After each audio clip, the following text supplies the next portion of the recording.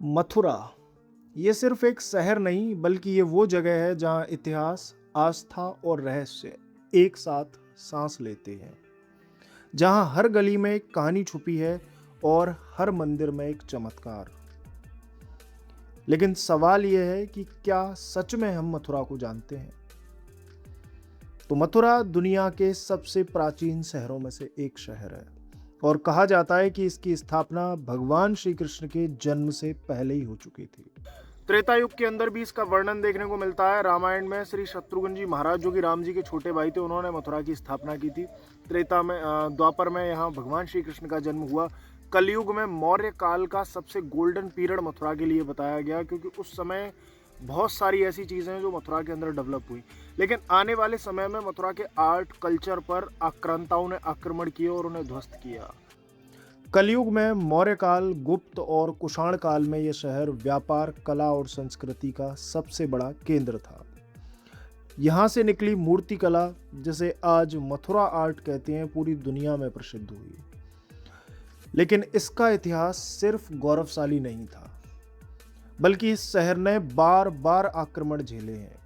इस शहर के मंदिरों को कई बार तोड़ा गया है, सभ्यता को मिटाने की कोशिश की गई है, फिर भी मथुरा हर बार फिर से खड़ा हुआ है।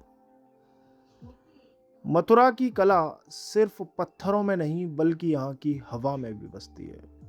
यहाँ की मूर्तियाँ इतनी जीवंत हैं, मानो ये लगता है कि अभी बोल पड़ेंगी।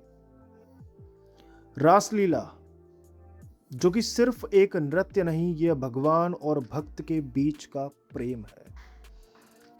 बात करें परंपरा की, तो मथुरा अपनी परंपराओं से इतना ज्यादा जुड़ा हुआ है और मथुरा के लोग अपनी पुरानी चीजों को काफी ज्यादा फॉलो करते हैं। इस बात का प्रमाण मिलता है मथुरा की हर बड़ी गलियों में हमें अखाड़े देखने को मिलते हैं। आप लोगों ने सुना होगा कि कंस को भगवान श्री कृष्ण ने अखाड़े के अंदर ही मारा था। पहलवानों को मारा था, कंस के कुछ पहलवानों को, और फिर कंस को भी उसी अखाड़े के अंदर मारा था। तो उसी पद्धति को आज तक फॉलो करते हुए मथुरा के अंदर कई दर्जनों अखाड़े हैं, जहां आज भी व्यायामशाला पूरे अच्छे तरीके से वर्क करती है और उसी चीज़ को फॉलो करती है कि बुराई पर सच्चाई की विजय वाली जो जीत है। या बात करें मथुरा के मंदिरों की, तो मथुरा को मंदिरों का शहर भी कहा जा सकता है। यहाँ सबसे प्रमुख जो मंदिर है वो है भगवान श्री कृष्ण की जन्मभूमि, जिसको कई बार आक्रांताओं ने तोड़ा, लेकिन आज भी वो हमारे सामने है। जहाँ माना जाता है कि भगवान कृष्ण का जन्म हुआ।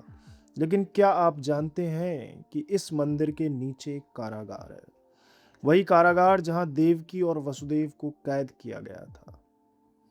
मैया देवकी और वसुदेव जी भगवान श्री कृष्ण के वो माता पिता हैं जिन्होंने उन्हें जन्म दिया था, और यशोदा और नंद बाबा वो माता पिता हैं जिन्होंने उन्हें गोकुल और नंदगांव के अंदर पालन पोषण किया।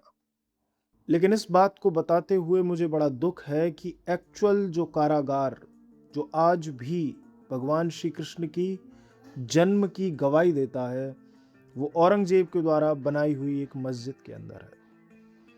मथुरा में और भी कुछ अन्य फेमस स्थान हैं, जैसे मथुरा का विश्राम घाट, जहां भगवान श्री कृष्ण और बलराम ने अपने मामा कंस को मारने के बाद विश्राम किया था। वहीं पास में है द्वारकाधीश मंदिर, जहां हर दिन हजारों भक्त अपनी आस्था लेकर आते हैं।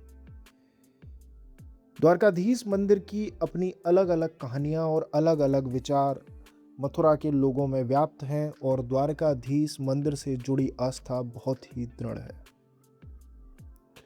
अब बात करेंगे मथुरा के कुछ मिस्टीरियस ट्रुथ्स की। मथुरा सिर्फ आस्था नहीं, रहस्यों से भरी हुई एक नगरी है। कहा जाता है कि आज भी कुछ स्थानों पर रात के समय अजीब घटनाएं होती हैं। निधिवन, जो कि मथुरा के वृंदावन नामक जगह पर स्थित है, उसमें आप सब लोगों ने कहीं ना कहीं बहुत सारी रहस्यमयी चीज़ों के बारे में सुना होगा। कई लोगों का मानना है कि आज भी कुछ मंदिरों में दिव्य ऊर्जा महसूस की जाती है। और बड़ा सवाल ये है कि क्या कृष्ण की इस नगरी में आज भी उनकी उपस्थिति है या फिर एक विश्वास है। अब बात करें आज की मॉडर्न मथुरा की, तो एक तरफ आधुनिकता की दौड़ में भाग रहा है मथुरा, वहीं दूसरी ओर अपनी हजारों साल पुरानी परंपराओं को संभाले हुए भी है। भीड़, ट्रैफिक और बदलता हुआ शहर, लेकिन फिर भी आज यहाँ की आस्था वैसी की वैसी है जो पहले हुआ करती थी, जिसके अंदर आज भी कोई बदलाव नहीं। मथुरा की मिट्टी में इतिहास के कई राज दफन है। इस बात की पुष्टि करता है मथुरा के अंदर होने वाले कुछ बिल्डिंग्स के काम। आए दिन मथुरा के अंदर खुदाई वगैरह का काम चलता है, तो उसमें ये देखने को मिलता है कि ज़मीन के अंदर काफ़ी सारी बावड़ियाँ या फिर कहें तो काफ़ी सारे ऐसे अंदरूनी कमरे जो किले जैसे आकृति के बने हुए थे, आए दिन निकलते रहते हैं। जैसा कि मैं आप लोगों को बताऊं, मथुरा में एक कंस किला है। कंस किले को भी ज़मीन में खोद खोद कर निकाला गया है, यानी नीचे से वो बड़ा सा किला दिखता है, लेकिन ऊपर जाकर केवल और केवल एक मिट्टी का ढेर हुआ करता था। तो वहाँ जब खुदाई की गई तो उसके अंदर काफ़ी मोटी मोटी दीवारों वाले बड़े बड़े कमरे निकले। ऐसे ही मथुरा में गोवर्धन से आगे एक जगह पड़ती है जो कि बहज नाम से जानी जाती है। उसमें कुछ दिनों पहले अभी खुदाई में काफ़ी सारी बड़ी बड़ी बावड़ियाँ और कुछ किले नुमा आकृति के कमरे निकले गए थे। मथुरा एक शहर नहीं बल्कि एक अनुभव है जिसे सिर्फ देखा नहीं, महसूस किया जा सकता है। तो अगली बार जब आप यहाँ आएँ तो सिर्फ मंदिरों को न देखें, बल्कि उस एहसास को महसूस करें जो शायद शब्दों से नहीं कहा जा सकता। इतना ही नहीं, आज के मॉडर्न युग में अगर क्लास 11th की बिजनेस स्टडीज़ की बुक देखा जाए तो उसमें मथुरा का जिक्र मिलता है। उस बुक के अंदर 13 मेजर ट्रेड सेंटर दे रखे हैं, जिन ट्रेड सेंटर्स में से एक सेंटर मथुरा है।